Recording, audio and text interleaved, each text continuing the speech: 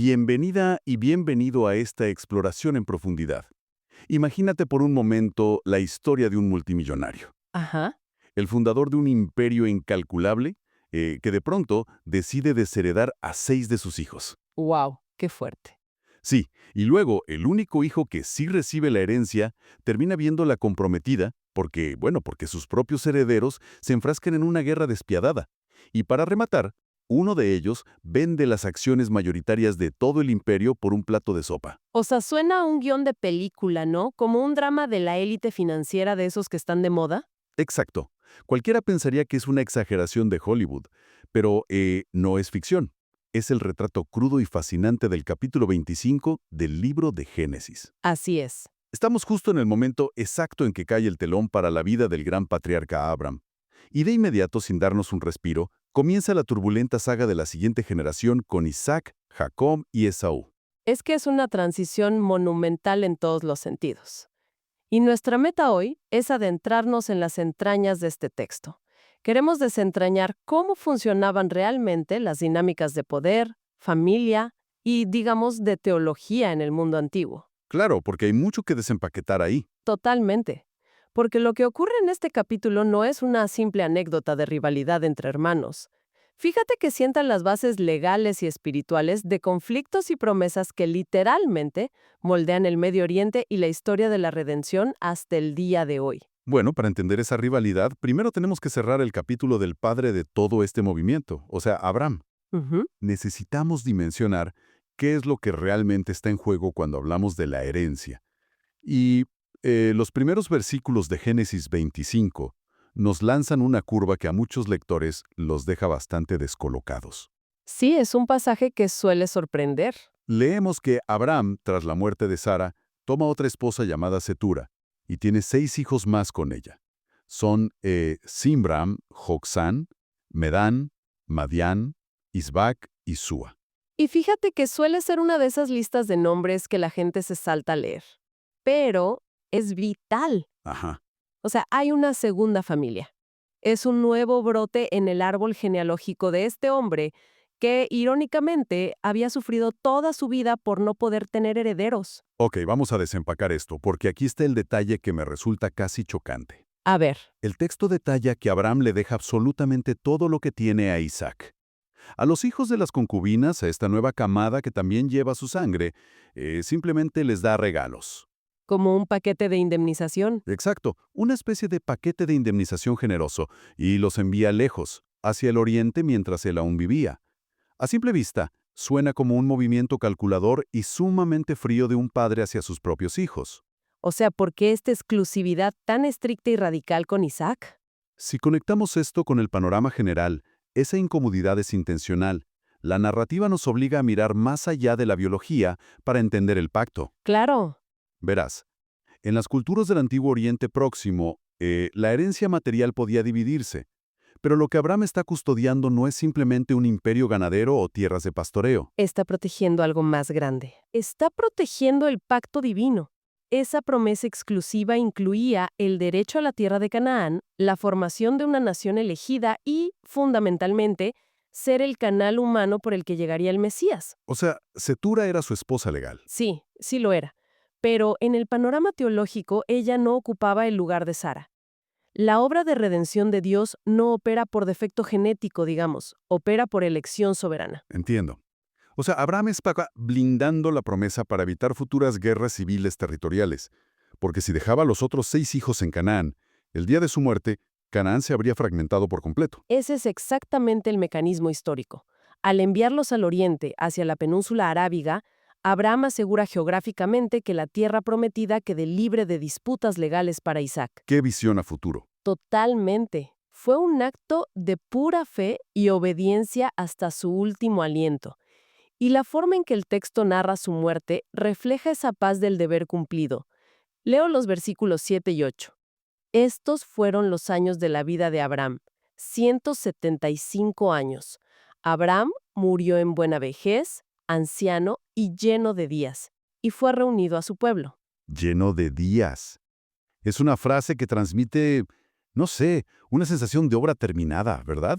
Como de saciedad vital. Es un final solemne y perfecto.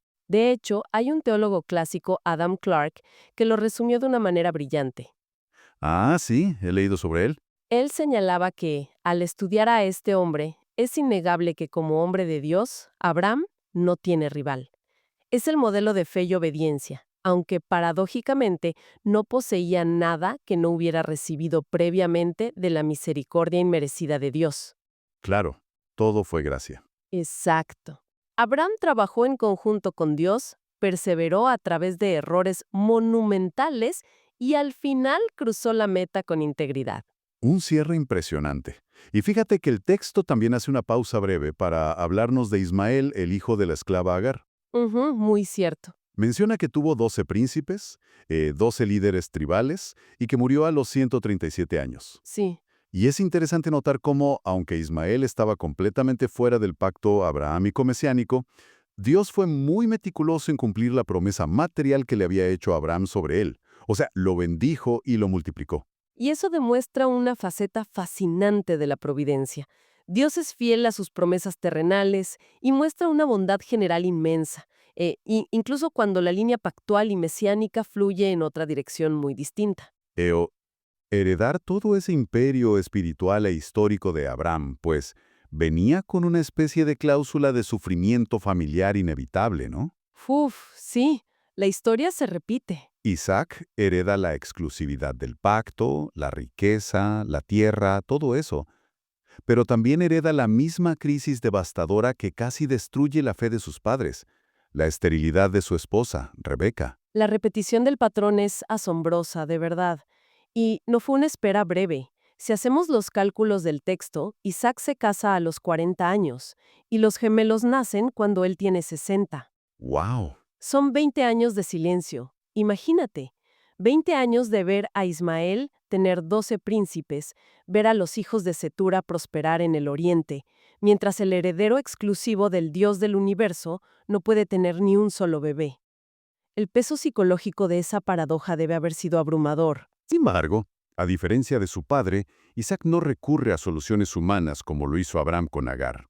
Ajá. El texto dice que oró al Señor y Dios le respondió, y Rebeca por fin concibe. Pero este alivio dura muy poco, porque el embarazo se convierte literalmente en un campo de batalla. Sí, una situación muy inusual. Los niños luchaban dentro de su vientre con una violencia tremenda. Y aquí es donde la historia da un giro teológico sísmico.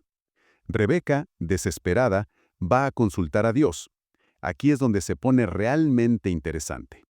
La respuesta es, 2 naciones hay en tu seno. Un pueblo será más fuerte que el otro, y el mayor servirá al menor. Es una declaración que altera todo el orden del mundo antiguo. Espera, pausa ahí un segundo, porque esto siempre genera mucha fricción. Claro. Entiendo la soberanía divina, pero ponte en los zapatos de esa familia o del propio Esaú. Si Dios elige a Jacob, el menor, para gobernar sobre el mayor antes de que tome su primer respiro de aire, ¿no convierte eso a Esaú en un simple peón de un juego arreglado? Es una pregunta durísima. O sea, significa que Dios lo maldijo al fracaso desde el día 1. Desde una perspectiva humana, suena a un veredicto tremendamente injusto. Esto plantea una pregunta importante. Esa reacción es la respuesta natural. Y es exactamente el debate que este pasaje busca provocar en nosotros. Nos empuja al abismo de la elección incondicional. Ya, El apóstol Pablo abordó de frente esa misma queja en Romanos capítulo 9. Él utiliza este preciso momento, el embarazo de Rebeca, como la vitrina de cómo opera la gracia divina.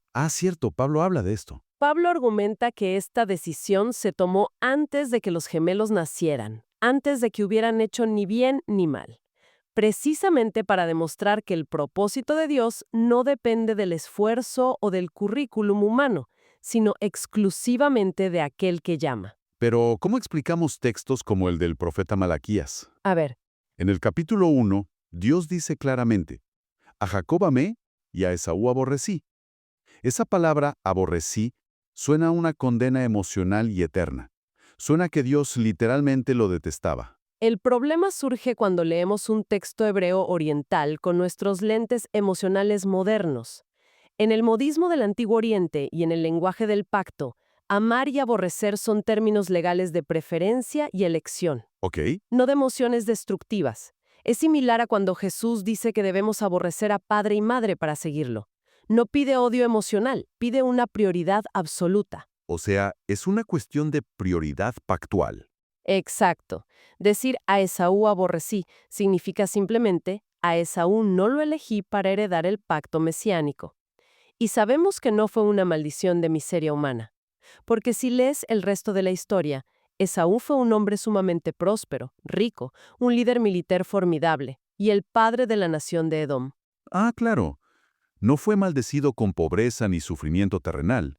Simplemente no fue el elegido para llevar la semilla sagrada. Así es. Es un misterio profundo. Fíjate que un día leí una anécdota fantástica sobre Charles Spurgeon enfrentando este mismo dilema. ¿Qué decía Spurgeon? Pues, una mujer se le acercó profundamente perturbada por ese versículo, diciendo que no podía concebir a un Dios que odiara a Esaú antes de nacer. Spurgeon le escuchó y le dio una respuesta demoledora. A ver. Ese no es mi problema en absoluto, le dijo. Mi verdadero problema es entender cómo es posible que Dios haya podido amar a Jacob. ¡Wow! Eso voltea el tablero por completo. Lo hace, totalmente. Porque cuando analizamos fríamente el perfil psicológico y moral de Jacob, vemos a un estafador, un manipulador narcisista. Cierto. Ninguno de los dos merecía portar el legado de Abraham. Si la elección hubiera sido por mérito, ambos estaban descalificados. La maravilla no es que Dios haya pasado por alto a Esaú. La maravilla es que se haya dignado usar a alguien como Jacob. Y las razones de esa elección pertenecen a la sabiduría infinita de Dios, no al azar. ¡Qué revelador! Y esa elección incondicional, que sonaba abstracta en el vientre materno, empieza a tomar forma física de manera casi poética durante el parto. Sí, la escena del nacimiento es muy visual. Nacen y el primero en salir es Esaú, descrito como rubio y cubierto de vello como si llevara un abrigo de piel animal. Su naturaleza salvaje es evidente desde el día cero. Ujú. Y detrás de él viene su hermano, pero no sale de forma pacífica. Sale con la mano trabada al calcañar, al talón de Esaú. Es una imagen gráfica de la lucha de poder. De ahí viene su nombre, Jacob, que en su contexto idiomático no solo significa el que toma por el talón, sino que conlleva la connotación de alguien que te pone la zancadilla, o sea, un suplantador o un oportunista. Y a medida que crecen, se convierten en opuestos polares. Esaú es el clásico arquetipo de la masculinidad ruda de la antigüedad, un hombre de campo abierto, un cazador temerario. Sí, el típico guerrero. En la mente de Isaac, seguramente Esaú era el líder militar fuerte que la familia necesitaba para protegerse en una tierra tan hostil. Pero Jacob, por el contrario, es descrito tradicionalmente como un varón quieto que habitaba en las tiendas. Y aquí hay que hacer una pausa. Sí, porque creo que aquí hay un estigma tremendo.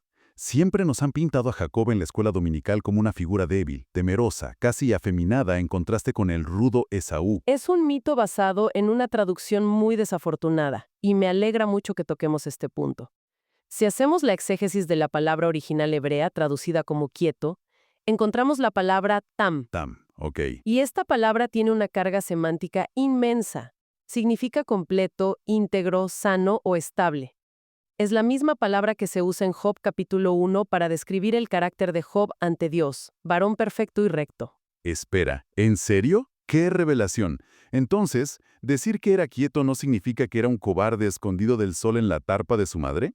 Para nada. Significa que, mientras Esaú era un hombre impulsivo, guiado por la adrenalina, inestable y salvaje, Jacob era un hombre civilizado. Ah, qué contraste. Era intelectualmente agudo, administrador del campamento y probablemente el que se interesaba en mantener las tradiciones espirituales de la familia y el cuidado de los rebaños. Y recordemos que los rebaños eran la verdadera fuente de la riqueza patriarcal, no la casa deportiva. Eso cambia drásticamente cómo vemos a Jacob. O sea, era el gerente del imperio familiar mientras el otro andaba cazando venados. Exacto. Y lamentablemente, estas marcadas diferencias de personalidad alimentan un favoritismo tóxico en los padres. Uf, la receta para el desastre. Isaac favorece a Esaú basándose puramente en su estómago, literalmente porque le gustaba la carne de caza. Y Rebeca favorece a Jacob, quizás recordando la profecía o valorando su estabilidad. Esta dinámica disfuncional es la pólvora que nos lleva al clímax más famoso de este capítulo, el incidente del potaje. La venta de la primogenitura. Una escena que encapsula la tragedia de la naturaleza humana. Pongámosla en escena. Esaú vuelve del campo exhausto y hambriento. Jacob, el administrador astuto, está cocinando un guiso rojo de lentejas. Esaú, víctima de su impulsividad, le exige que le dé de comer. Y ahí es donde Jacob ataca. Exacto. Jacob ve la vulnerabilidad de su hermano y lanza una extorsión en el momento más calculador posible. Véndeme en este día tu primogenitura. La respuesta de Esaú es lo que a mí me deja estupefacto. Me voy a morir de hambre, ¿de qué me sirve la primogenitura? Es increíble. Entonces, ¿qué significa todo esto? A ver si logro aterrizar esto en nuestra época. Imagina que eres el hijo primogénito de un magnate mundial de la tecnología, ¿ok? Ok. Y un día llegas a la mansión después de un viaje largo, agotado y hambriento. No tienes ganas de cocinar y tu hermano menor, que sí preparó la cena, te dice, te doy este plato de comida, pero a cambio firma este contrato cediéndome el 100% de tus acciones de la empresa, tus propiedades y tu título de heredero universal. Wow. Y tú simplemente porque tienes un antojo incontrolable y te da pereza salir a un restaurante, dices, total, ¿de qué me sirve el dinero si me muero de hambre? Pum. Y lo firmas por un plato de sopa. Es un nivel de estupidez casi incomprensible. Lo fascinante aquí es que esa analogía captura perfectamente el absurdo económico de la situación, pero necesitamos agregarle el peso teológico para entender la gravedad total de lo que hizo Esaú. Claro, la primogenitura no era solo dinero. Exactamente. ¿Qué era la primogenitura en el antiguo Oriente Próximo? No era solo recibir el doble de herencia monetaria. El primogénito era la autoridad judicial de la familia tras la muerte del padre. Y, lo más sagrado, era el sacerdote del clan. El líder espiritual. Así es. En una época antes de que existieran los templos o los levitas, el primogénito era el encargado de oficiar los sacrificios y representar a la familia ante Dios. Esaú no solo estaba regalando su cuenta bancaria, estaba renunciando a ser el patriarca espiritual y el eslabón de la promesa mesiánica. Entonces la maniobra de Jacob no fue solo una jugada financiera sucia, fue un intento de extorsión espiritual. Sin duda, Jacob actuó enteramente en la carne. Trató de asegurar mediante artimañas y manipulaciones algo que Dios ya le había asegurado soberanamente desde el vientre materno. Revela una falta de confianza abismal en el tiempo de Dios. Ujú. Sin embargo, aunque el método de Jacob es condenable, la culpa de Esaú es categorizada como infinitamente peor por los escritores bíblicos. Pero ¿por qué peor? Digo, desde el punto de vista civil, el extorsionador fue Jacob. Porque las motivaciones revelan el estado del alma. Martín Lutero tenía una agudeza tremenda para desglosar estas dinámicas legales y espirituales. Al analizar este texto, él observó algo fascinante. ¿Qué dijo Lutero? Él decía que esta transacción no era lícita en absoluto, porque Jacob estaba comprando algo que por decreto divino previo ya era suyo, y Esaú estaba vendiendo algo que no le pertenecía. No sé, un par de zapatos viejos que podía rematar. Exactamente. Por eso, siglos después, el autor del libro a los Hebreos en el Nuevo Testamento utiliza una palabra fulminante para describir a Esaú. ¿Cuál es? Lo llama profano. ¿Y qué hace una persona profana? Toma lo que es inmensamente santo, lo que tiene peso de eternidad, y lo trata como si fuera algo común, ordinario e irrelevante. ¿Qué fuerte? Esaú despreció activamente a Dios, su pacto y su plan de redención por la simple gratificación inmediata de sus sentidos físicos. Su apetito fue su única deidad en ese momento. Y así, irónicamente, el carácter carnal y profano de Esaú terminó justificando y confirmando la sabiduría de la elección que Dios había hecho en el vientre. Ya veo. Dios sabía que Esaú no tenía corazón para lo eterno. Es una escena paralizante cuando la analizamos así. O sea, cambiar el legado histórico que conectaría al mundo con el Mesías por un guiso de lentejas que unas horas después sería desechado por su propio cuerpo, es el retrato más brutal de la miopía espiritual. Y ese es precisamente el núcleo de las grandes lecciones de Génesis 25. Más allá del registro genealógico, es un testimonio asombroso de que la promesa de Dios es imparable. Así es. Sigue avanzando, inalterable, a pesar de las familias disfuncionales de los patriarcas, a pesar del favoritismo destructivo de los padres, a pesar de las artimañas manipuladoras de un hijo y a pesar del desprecio profano del otro. La obra de Dios prevalece. Exacto. La soberanía inquebrantable de Dios no se frustra por la inmensa cantidad de fallas humanas. Él preserva su pacto, incluso protegiéndonos de nosotros mismos. Eso nos deja con un pensamiento profundamente provocador para masticar durante esta semana. Es sumamente fácil mirar hacia atrás miles de años, señalar a Esaú y escandalizarnos por su insensatez. Muy fácil. Pero la realidad es que el espíritu de Esaú sigue vivo y operando. Resulta confrontador pensar cuántas veces intercambiamos nuestro propio derecho de nacimiento espiritual, o sea, nuestra identidad, nuestro llamado, nuestra paz innegociable con Dios, por el potaje rojo de la cultura actual. ¡Qué gran verdad! Ese potaje puede ser el alivio rápido de una adicción secreta, la gratificación instantánea de una popularidad efímera en redes sociales, o el simple conformismo materialista que nos anestesia frente a la eternidad. Cada día, el mundo nos presenta un plato de lentejas humeante a cambio de nuestras convicciones.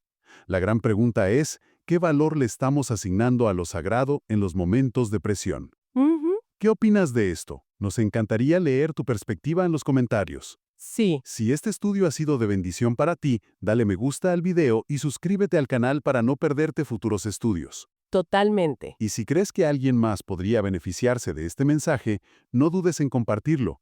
Así nos ayudas a llegar a más personas. Así es. Que Dios te bendiga y te haya hablado a través del capítulo de hoy. Hasta la próxima exploración en profundidad.